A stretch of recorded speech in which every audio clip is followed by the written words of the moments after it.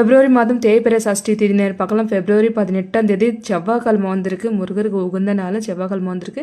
So அன்றைக்கி முழுசாக இருக்குது நம்மளுக்கு சஷ்டி தேதி நேரம். பஞ்சமி தேதி முடிஞ்ச உடனே நம்மளுக்கு சஷ்டி தேதி ஆரம்பிச்சிடும். பஞ்சமி தேதி செவ்வாய்க்கிழமை காலையில் அதிகாலையில் 4:05க்கு முடியுது. அதுக்கப்புறம் சஷ்டி. ஸோ புதன்கிழமை காலை வரைக்கும் இருக்குது. நம்மளுக்கு முழு சஷ்டி தேதி வந்துட்டு செவ்வாய்க்கிழமை தான் 18ஆம் தேதி.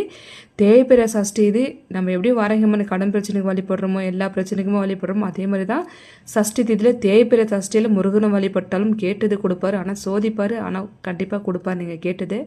முருகரை வழிபடுறது வந்து செவ்வாய் ஓரையில் வழிபட்டால் ரொம்ப நல்லது. ஏன்னா செவ்வாய்க்கிழமையில் வந்திருக்கு சஷ்டி தேதி நேரம். காலையில் செவ்வாய்க்கிழமை 6 to 7, மதியம் 1 to 2, இரவு 8 to 9 மணி செவ்வாய் ஓரைக்கு. காலையும் மாலையும் பண்ணுறது ரொம்பவே விசேஷம். மத்தியானத்தில் டைம் இல்லாதவங்க மத்தியானம் பண்ணுங்கள்.